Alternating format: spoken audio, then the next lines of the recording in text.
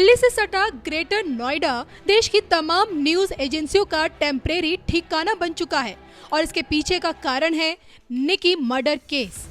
आत्मनिर्भर भारत में न सिर्फ दहेज देने की प्रथा जिंदा है, बल्कि इसी दहेज से होने वाली मौतों का सिलसिला अब तक जारी है। ताजा उदाहरण ग्रेटर नोएडा का निकी हत्याकांड है, जिसमें निकी भाटी की हत्या का कारण दहेज बताया जा रहा है। इस हत्याकांड ने पूरे देश को दहला दिया है, क्योंकि वारदात के वीडियोस सोशल मीडिया में वायरल हैं। 26 साल की निकी भाटी ने अपने 5 साल के मासूम बच्चे के आगे खुद को आग लगाकर खत्म किया या फिर पति द्वारा उसे जलाकर मारा गया है, अभी तक की ये सबसे बड़ी मिस्ट्री बनी हुई है। पुलिस एक्शन में है, एनकाउंटर में पति जख्मी है और सास समेत ससुराल वाले सलाखों के पीछे हैं। इन सब के बीच 26 साल की निकी, जो अब इस दुनिया में नहीं रही, उसकी अकाल मृत्यु का सच क्या है, ये बताया है राष्ट्रभक्त विश्वविख्यात सुदर्शन चक्र ज्योतिषाचार्य श्री संत बेता अशोका जी ने, वो भी सिर्फ और सिर्फ धर्म ज्ञान पर। देखिए, अकाल मृत्यु जानने से पहले आपको पता होना चाहिए कि हर युग की आयु क्या है। आयु क्या है? जब आप जन्म लेते हैं उससे मृत्यु के बीच का जो पीरियड है, जिसे आप जिंदगी कहते हैं, वही आपकी आयु है। तो सतयुग की जो आयु है, आयु थी, वो थी 1 लाख वर्ष जी। उसमें बचपन होता था 10,000 वर्ष का। तो 10,000 वर्ष तक बच्चा माना जाता था और उसके बाद जो है उसकी पूर्ण आयु जो होती थी 1 लाख वर्ष की। और उस 1 लाख वर्ष को भी जब तब से वो आगे बढ़ा सकते थे जी। उसके बाद आया आपका द्वापर, त्रेता नहीं, द्वापर पहले आएगा ना, उसके द्वापर की जो आयु है वो थी 10,000 वर्ष और उसमें बाल्यकाल, बचपन जो है 1,000 साल का। उसके बाद आया आपका त्रेता। त्रेता में जो आयु थी मनुष्य की वो थी 1,000 वर्ष जी। और बचपन था 100 साल का। उसके बाद आया आपका कलयुग। कलयुग में जो पूर्ण आयु है वो 100 साल मानी जाती है और उसमें बचपन 10 साल का माना जाता है। लेकिन ज्योतिष गणना में विषमोत्री में 120 साल लेते हैं, अष्टोत्तरी में जो है आप 80 साल की आयु लेके चलते हैं। नॉर्मली इस टाइम जो चल रहा है वो 80 वर्ष जो है कलयुग की पूर्ण आयु मानी जाती है। और 80 वर्ष हम कलयुग की पूर्ण आयु को मानते हैं, तो उसमें बाल्यकाल जो है 8 वर्ष तक। तो आप देखेंगे 8 वर्ष तक के बच्चे को हम बच्चा ही मानते हैं। उसके बाद थोड़ा बड़ा होता है, वो समझदार आ जाता है, इतना समझदार हो जाता है कि लगता है कि हाँ भाई वो प्रौढ़ हो चुका है। तो ये है आयु का ज्ञान। अगर आपने जन्म लिया, आपने कलयुग में जन्म लिया है, तो आपकी पूर्ण आयु 80 वर्ष से पहले अगर आप की मृत्यु हो जाती है जी, और वो भी एक्सीडेंटल या किसी बहुत ही खतरनाक बीमारी से या फिर किसी भी दुर्घटना में मृत्यु होती है, तो वो अकाल मृत्यु में आता है जी। तो जितनी भी लोगों की मृत्यु जो है कलयुग के पूर्ण आयु से पहले होती है, तो उनको हम अकाल मृत्यु में लेते हैं। लेकिन आजकल का जो समय जो चल रहा है उसमें अगर आप 60 से 75 के बीच में भी अगर आयु प्राप्त कर लेते हैं, तो वो भी आपकी पूर्ण आयु में होती है। और उसके बाद आपका जब तक आपका ध्यान ये सब चीज़ों को काउंट करते हैं, तो आपकी आयु में एडिशन होता जाता है और आप जो है पूर्ण आयु को प्राप्त करते हैं। सर देखिए, आपने हमें अकाल मृत्यु क्या होती है ये तो समझाने की कोशिश की है। मैं आपसे जानना चाहूँगी कि बीते कुछ सालों में मैंने ये अनुभव किया है, हम खबरें बनाते हैं तो बैक टू बैक जो एक्सीडेंट्स होते हैं उसमें ज़्यादातर बीते कुछ सालों में जो युवा पीढ़ी है देश की, वो अकाल मृत्यु को प्राप्त हो रही है। मतलब आप देख सकते हैं कि 20 से 25 साल या 30 साल, 30 से 35 साल के जो युवा हैं कार एक्सीडेंट में या किसी दुर्घटना में मारे जाते हैं। और ये सिलसिला, ये आंकड़े अचानक से बढ़ रहे हैं बीते कुछ सालों में, जबकि अगर मैं देखा जाऊँ तो 15 साल पहले की स्थिति ऐसी बिल्कुल भी नहीं थी, या 10 साल की स्थिति आप कह सकते हैं। ठीक, इसके पीछे का क्या कारण है? देखिए, अकाल मृत्यु तो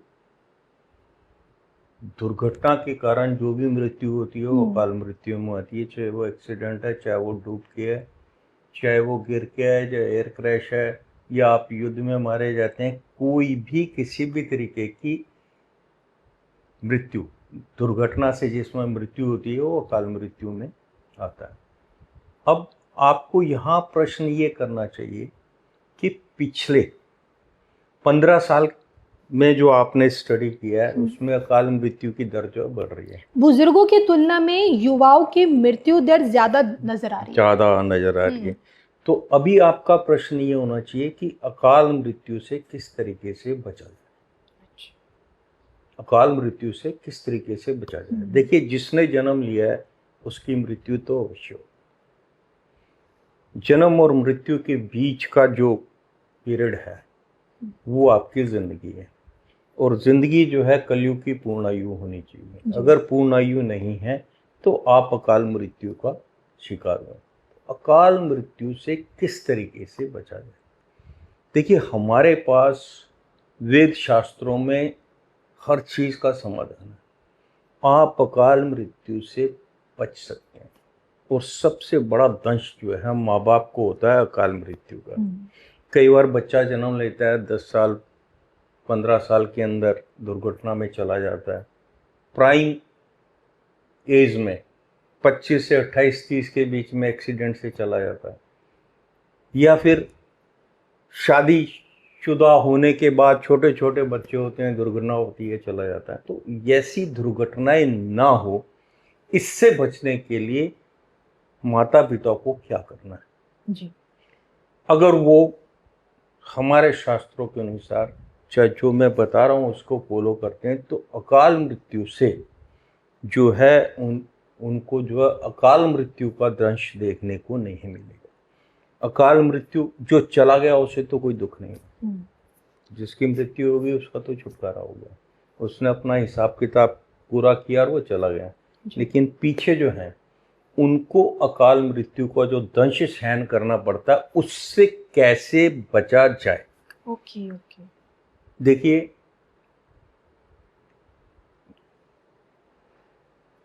तीन देव हैं हमारे, ब्रह्मा विष्णु और महेश। ब्रह्मा जी जो हैं जो आयु के कारक हैं, भगवान विष्णु जो हैं वो आपका लालन पालन करते हैं, और भगवान शिव जो हैं वो जब आपका कर्मों का हिसाब किताब पूरा हो जाता है तो वो जो है मृत्यु का कारक बनते हैं जी। तो अगर आप अकाल मृत्यु से बचना चाहते हैं तो आपको भारत में जो 12 ज्योतिर्लिंग हैं उनके दर्शन का अगर आप संकल्प ले लेते हैं, देखिएगा, मैं ये नहीं कह रहा हूं कि आप जाके तुरंत करना शुरू कर दीजिएगा। आप संकल्प ले लेते हैं, आपकी आयु 50 साल की है या 55 साल की है, तो आपके बच्चे छोटे छोटे हैं, कोई 12 साल का होगा, 15 साल का होगा, 20 साल के आसपास होगा, तो आपको वो दंशना देखना पड़े अकाल मृत्यु का। तो उसके लिए आप संकल्प लीजिएगा कि मैं अपने जीवन काल में जी। जो है 12 ज्योतिर्लिंगों का दर्शन करूंगा। द मोमेंट आप 12 ज्योतिर्लिंगों के दर्शन के लिए निकलते हैं या ज्योतिर्लिंगों के दर्शन का आप संकल्प लेते हैं, तो भगवान शिव जो है मृत्यु के जो कारक हैं, जो वो सृष्टि की संरचना जो है वो भगवान आपके ब्रह्मा जी ने की, भगवान विष्णु का जो है सृष्टि को चलाने का, खाना पीने का पूरा बंदोबस्त भगवान विष्णु का, और भगवान शिव जो है वो फाइनली सृष्टि का संहार करते हैं। तो आप उनके 12 ज्योतिर्लिंगों के दर्शन का अगर संकल्प लेते हैं तो आपके परिवार में आप जो है अकाल मृत्यु के दंश से बच सकते हैं। अब 12 ज्योतिर्लिंग के बारे में आप जानते हैं कौन कौन से हैं। आप 12 ज्योतिर्लिंग हैं, काशी विश्वनाथ, त्र्यंबकेश्वर महाराज, महाकाल, ओंकारेश्वर महाराज, सोमनाथ जी, नागेश्वर महाराज, उसके बाद आपका केदारनाथ, और उसके बाद आते हैं आपके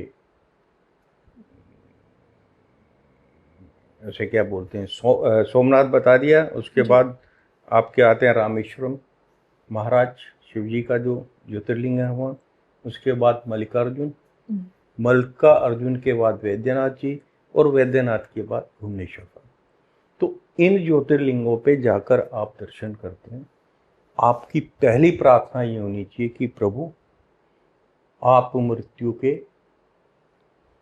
जब पूर्णायु हो जाती है तो आप जो है हमारे परिवार में किसी की भी अकाल मृत्यु नहीं होनी चाहिए जी। जो हमारे परिवार में जिसने जन्म लिया वो अपनी पूर्ण आयु करके जाए, और हमें जो है अकाल मृत्यु के दंश ना देखना पड़े। तो इसके लिए आप वहाँ जो भी श्रद्धा से करें, और जब तक आप ये 12 ज्योतिर्लिंगों के दर्शन नहीं करते तब तक आप ओम नमो शिवाय मंत्र का जाप रेगुलर करते रहें, चाहे 10 माला करें चाहे 11 माला करें। तो आपके परिवार को, आपके घर में अकाल मृत्यु का दंश आपको देखने को नहीं मिलेगा। जी। दूसरा मकसद क्या होता है? आपने जन्म लिया, उसके बाद अपनी आयु पूरी की, कलयुग की आयु पूरी की, तो उसमें एक ऑब्जेक्टिव और होता है कि आपको जो है मोक्ष मिलना चाहिए। जी।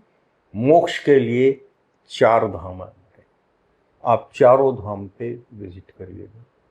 मोक्ष के दाता है। इन बिटवीन आपका घर का सब चीज़ें जो हैं ठीक ठाक चलती रहें, उसके लिए हमारी जो है नव दुर्गा हैं, 9 देवी हैं जी। उनका आह्वान कीजिएगा। और जितने भी शक्तिपीठ हैं, मेन तो देवियाँ 9 हैं, लेकिन जितने भी शक्तिपीठ हैं वहाँ जाकर आप जो है प्रार्थना करें। आपके घर में सुख समृद्धि रहेगी, किसी चीज़ की आपको कमी नहीं रहेगी। तो सनातनी होने के नाते घर में अकाल मृत्यु ना हो, मोक्ष की प्राप्ति हो, और आपको किसी भी तरीके का अभाव ना देखना पड़े, आप जिंदगी में जीवन में अभावग्रस्त ना हो। तो आपको मृत्यु से, अकाल मृत्यु से बचाव के लिए 12 ज्योतिर्लिंगों के दर्शन जी। आपको समृद्धि के लिए नवदुर्गा जी। आपको मोक्ष के लिए चारों धाम की यात्रा, इसका संकल्प जो अपने जीवन में लेके पूरा भी करना है। इसका संकल्प जीवन में लेके आपको पूरा भी करना है। अगर बाई दी वे आपने संकल्प लिया, आपने अपने परिवार को बता दिया कि बेटे मैंने ये संकल्प लिया हुआ है, और आप वो संकल्प पूरा नहीं कर पाते, तो फिर जो आपका बड़ा बेटा है या बड़ी बेटी है जी। जैसे भी आपके परिवार में हैं, जो वो हैं, उनका वो दायित्व तो बनता है कि आपके बचे हुए संकल्प को पूर्ण करें।